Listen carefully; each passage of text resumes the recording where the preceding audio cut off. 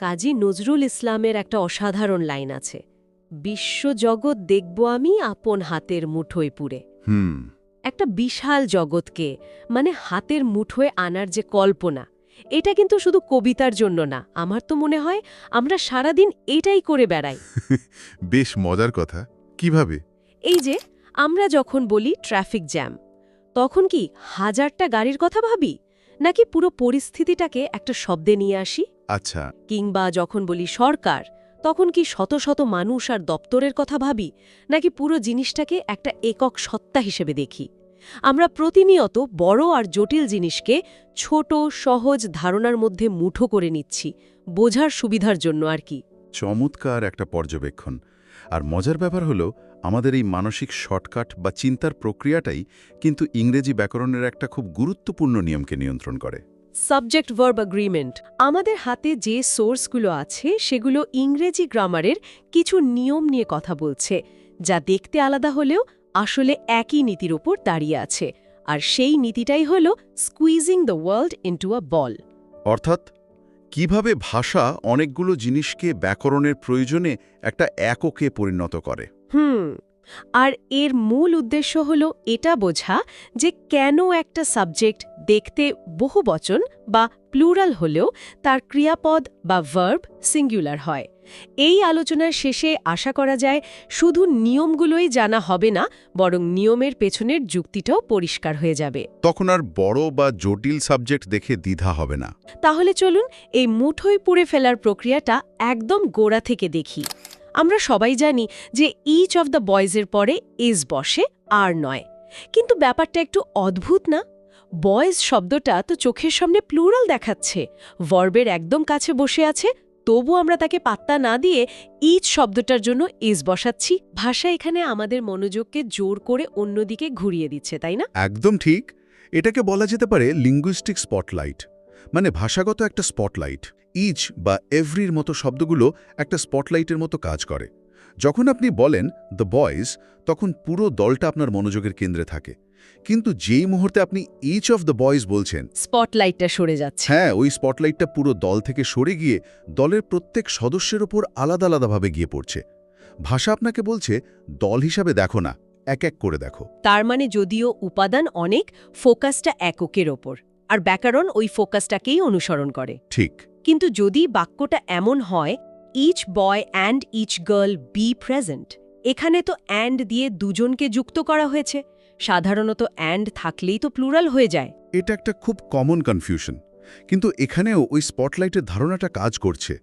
Each শব্দটা বয় এবং girl দুজনের আগেই বসেছে, ফলে স্পটলাইটটা একবার ছেলেটির উপর পড়ছে, তারপর মেয়েটির উপর। এটা তো বয় অ্যান্ড দ্য গার্লের মতো নয় যেখানে দুজনকে একসাথে দেখা হচ্ছে, এখানেও আলাদা আলাদা করেই দেখা হচ্ছে। তার মানে সম্মিলিত সত্তাটা আসলে প্রত্যেকেই যে একটা সিঙ্গুলার ধারণা। একদম। তাই বাক্যটা হবে each boy and each girl is present. তার মানে আমরা ব্যক্তি বা বস্তুকে আলাদা করে দেখছি। কিন্তু যদি সাবজেক্ট কোনো ব্যক্তি বা বস্তু না হয়ে একটা কাজ বা আইডিয়া হয়, যেমন ধরুন জেরেন্ড মানে ভার্ব প্লাস আইএনজি, অথবা ইনফিনিটিভ। হ্যাঁ, যেমন swimming is a good exercise. Right. এখানে সুইমিং তো কোনো গুণে শেষ করার মতো জিনিস নয়। এটাকে কিভাবে একটা বলের মতো মুঠো করা হচ্ছে? এখানে যা ঘটছে তা হলো কনসেপচুয়ালাইজেশন বা ধারণায়ন। ভাষা একটা চলমান প্রক্রিয়া বা প্রসেসকে, মানে সাঁতার কাটাকে, একটা স্থির বস্তু বা থিংয়ে পরিণত করছে। ইন্টারেস্টিং। সুইমিং যখন সাবজেক্ট হিসেবে ব্যবহৃত হচ্ছে, তখন এটা আর কোনো কাজ নয়, এটা সাঁতার নামক একটা ধারণা বা কনসেপ্ট। ঠিক যেমন লাভ বা অনেস্টি একটা ধারণা। আর যে কোনো বিমূর্ত ধারণা গ্রামারের চোখে সবসময় একটা সিঙ্গুলার ইউনিট। তার মানে to help the poor be a great virtue, এই বাক্যে গরিবদের সাহায্য করা, এই পুরো কাজটাই একটা প্যাকেজ, একটা সিঙ্গুলার আইডিয়া। হ্যাঁ।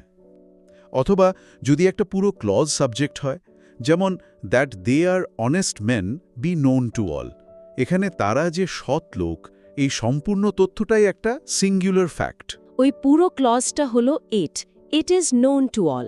ওই ইটটাই হলো that they are honest men. বুঝতে পেরেছি। কিন্তু এখানে একটা মজার প্রশ্ন আসে, যা আপনি আগেই তুলেছিলেন অ্যান্ড নিয়ে। যদি বলি swimming and walking be good exercises, তখন কি হবে? তখন তো দুটো ধারণাকে একসাথে আনা হচ্ছে। ঠিক, আমার যুক্তি বলছে যেহেতু দুটো আলাদা ধারণা, দুটো আলাদা প্যাকেজ, তাই তাদের একসাথে করলে প্লুরাল হয়ে যাওয়া উচিত। Swimming and walking are good exercises. একদম সঠিক, কারণ এখানে আপনি দুটো স্বতন্ত্র কাজকে পাশাপাশি রাখছেন, ভাষা এদেরকে এক করে দিচ্ছে না। কিন্তু এখানে আর একটা সূক্ষ্ম ব্যাপার আছে। কিরকম?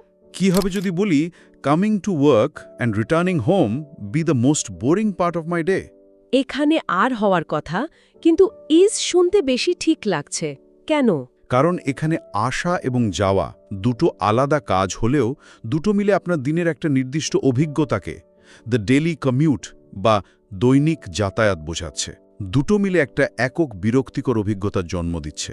তাই এখানে বলা যায়, coming to work and returning home is the most boring part. ভাষা এখানে শুধু শব্দের যোগফল দেখছে না, অর্থের গভীরে যাচ্ছে। বাহ, এটা আসলেই গভীর। তাহলে এই একই যুক্তি কি সময়, দূরত্ব বা টাকার পরিমাণের ক্ষেত্রেও কাজ করে? হ্যাঁ, করে। যেমন 50 Miles is a long distance. এখানে তো 50 মাইলস সংখ্যায়ও বেশি, দেখতেও প্লুরাল। হ্যাঁ, এখানে অর্থের গভীরতার ব্যাপার। 50 মাইলসকে আপনি 50টা আলাদা 1 মাইলের টুকরো হিসেবে দেখছেন না, আপনি এটাকে দেখছেন একটা যাত্রা হিসেবে, একটা একক দূরত্ব হিসেবে। ঠিক শুরু থেকে শেষ পর্যন্ত একটাই অবিচ্ছিন্ন দূরত্ব।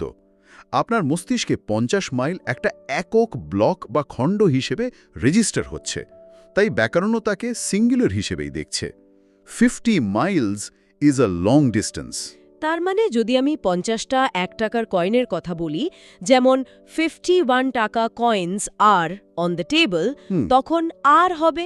অবশ্যই। কারণ তখন আমি সেগুলোকে আলাদা আলাদা বস্তু হিসেবে দেখছি। ঠিক ধরেছেন, এখানেই পার্থক্য। যখন আপনি উপাদানগুলোকে আলাদা করে দেখছেন তখন তা প্লুরাল, কিন্তু যখন সেগুলোকে একটা সম্মিলিত পরিমাণ বা একক হিসেবে দেখছেন তখন তা সিঙ্গুলার। 50 টাকা is not enough for this book. একদম, দৃষ্টিভঙ্গির উপর সবকিছু নির্ভর করছে। এই দৃষ্টিভঙ্গির ব্যাপারটা slow and steady win the race, এই প্রবাদের ক্ষেত্রে খুব ভালোভাবে বোঝা যায়। এখানে ধীর আর স্থির দুটো আলাদা গুণ হলেও রেস জেতার জন্য এদেরকে একসাথে কাজ করতে হয়, একটা ছাড়া আরেকটা অসম্পূর্ণ। রাইট। এটা শুধু দুটো গুণের তালিকা নয়, এটা একটা কৌশল, ধীর স্থির থাকার কৌশল। আর কৌশল তো একটাই, তাই slow and steady wins the race. Bread and বাটারের ক্ষেত্রেও কি একই যুক্তি? হ্যাঁ, এটা দুটো খাবারের নাম নয়, এটা একটা মিল বা খাবারের আইটেমের নাম। তাই bread and butter is my favourite breakfast. এই অ্যান্ড দিয়ে যুক্ত হওয়ার বিষয়ে আরেকটা খুব কমন জায়গা আছে যেখানে ভুল হয়, সেটা হলো আর্টিকেলের ব্যবহার।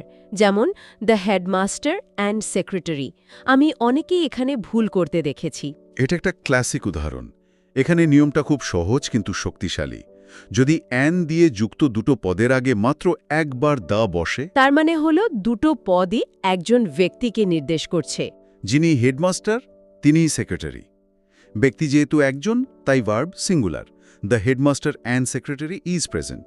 আর যদি দুজনের আগে দ বসে, যেমন the headmaster and the secretary, তখন দুজন আলাদা ব্যক্তি, তাই ভার্ব প্লুরাল হবে, আর প্রেজেন্ট। ঠিক। কিন্তু সব নিয়মেরই তো ব্যতিক্রম থাকে। Time and tide wait for none. এখানে ওয়েটস কেন, ওয়েটস নয় কেন? এরা কি একক ধারণা নয়? এটা একটা চমৎকার প্রশ্ন। এখানে টাইম এবং টাইডকে দুটো আলাদা অপ্রতিরোধ্য প্রাকৃতিক শক্তি হিসেবে দেখা হয়। তারা একসাথে কাজ করে না, বরং দুটোই নিজ নিজ গতিতে চলে এবং কারোর জন্য অপেক্ষা করেন। তাদের সম্মিলিত হওয়ার কোনো ধারণা নেই? না, বরং দুটো ভিন্ন শক্তির অনিবার্যতার কথা বলা হচ্ছে। তাই ভাষা এদেরকে আলাদা রেখেই ভার্বকে প্লুরাল রেখেছে। এটা ভাষার একটা কাব্যিক বিচক্ষণতাও বলা যেতে পারে। এতক্ষণ আমরা দেখলাম কিভাবে আলাদা জিনিসকে একসাথে করে একটা বানানো হচ্ছে, কিন্তু এমন কিছু শব্দ তো আছেই যেগুলো জন্ম থেকেই একটা দলকে বোঝায়, যেমন টিম, ফ্যামিলি, ফ্লক।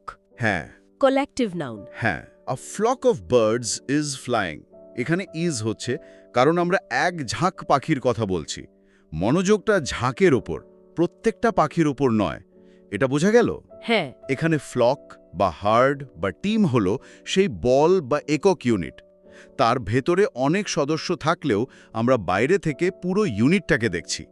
তবে এখানেও কিছু মজার ব্যতিক্রম আর গভীরতা আছে। যেমন ক্যাটেল শব্দটা, এর মানে গবাদি পশুর পাল, কিন্তু আমরা সবসময় বলি ক্যাটেল আর গ্রেজিং, ইজ কখনো বলি না।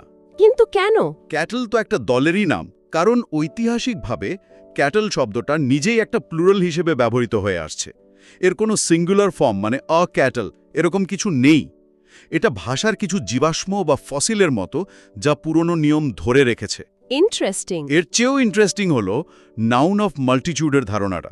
নাউন অফ মাল্টিটিউড এটা কি? এটা হলো যখন একটা কালেকটিভ নাউন বা দল আর একতাবদ্ধ থাকে না, যখন দলের সদস্যরা ভিন্ন ভিন্ন মত দেয় বা আলাদা আলাদাভাবে কাজ করে, তখন ওই একক ইউনিটটা ভেঙে যায়। মানে দলটার দল থাকে না। ঠিক, তখন ওই নাউনটাকে প্লুরাল হিসেবে ধরতে হয়। একটা উদাহরণ দিলে হয়তো পরিষ্কার হবে। ধরা যাক জুরি বোর্ডের কথা। যদি জুরির সব সদস্য মিলে সর্বসম্মতিক্রমে কোনো সিদ্ধান্তে আসেন, আমরা বলবো the jury has reached it's verdict. এখানে জুরি একটা সিঙ্গুলার ইউনিট, তাই হ্যাজ বসেছে এবং প্রোনাউন হিসাবে ইটস বসেছে। একদম। কিন্তু যদি রায় নিয়ে তাদের মধ্যে মতভেদ হয়, কেউ বলে দোষী, কেউ বলে নির্দোষ, তখন তারা আর একতাবদ্ধ ইউনিট নেই। তখন তারা কতগুলো বিভক্ত ব্যক্তিতে পরিণত হয়েছে। তখন বাক্যটা কেমন হবে? তখন হবে the jury are divided in their opinions. দেখুন, ভার্ব আর হয়ে গেল, প্রোনাউন দেয়ার হয়ে গেল। বাহ, একই শব্দ জুরি, কিন্তু তার ভেতরের অবস্থার ওপর নির্ভর করে ভার্ব বদলে যাচ্ছে। ঠিক, ভাষা এখানে দলের ভেতরের রসায়নটাকেও প্রকাশ করছে। দল এক থাকলে সিঙ্গুলার, দল বিভক্ত হলে প্লুরাল। অসাধারণ। তার মানে ভার্ব দেখেই বোঝা যাবে যে দলের মধ্যে ঐক্য আছে কি নেই। এটা তো শুধু গ্রামার নয়, এটা দিয়ে পরিস্থিতিও ব্যাখ্যা করা যাচ্ছে। আরেকটা বিখ্যাত প্রবাদ আছে, all that glitters is not gold. এখানে অল তো অনেক জিনিসকে বোঝানোর কথা, কিন্তু তারপরও ইজ ব্যবহার করা হচ্ছে। এর পেছনের যুক্তিটা কি? এখানে অল কোনো গণনাযোগ্য জিনিসের সমষ্টিকে বোঝাচ্ছে না। অল দ্যাট গ্লিটার্স মানে চকচক করে এমন সব কিছু। এটা একটা বিমূর্ত ধারণা বা একটা ক্যাটেগরি। ও আচ্ছা, ঠিক যেমন আমরা আগে সুইমিংকে একটা ধারণা হিসেবে দেখেছিলাম। হ্যাঁ, চকচক করার বৈশিষ্ট্যযুক্ত সমস্ত কিছু নামক ধারণাটি স্বর্ণ নয়। যেহেতু এটা একটা একক ধারণা, তাই ভার্ব সিঙ্গুলার, মানে গ্লিটার্স এবং ইজ। তার মানে all is well that ends well. এখানেও অল মানে সবকিছু বা পুরো পরিস্থিতিটা, যা একটা সিঙ্গুলার অবস্থা। একদম। এর সাথে আর একটা নিয়মও জুড়ে দেয়া যায়, আনকাউন্টেবল নাউন, অর্থাৎ যা গোনা যায় না, যেমন পানি, চিনি, তথ্য।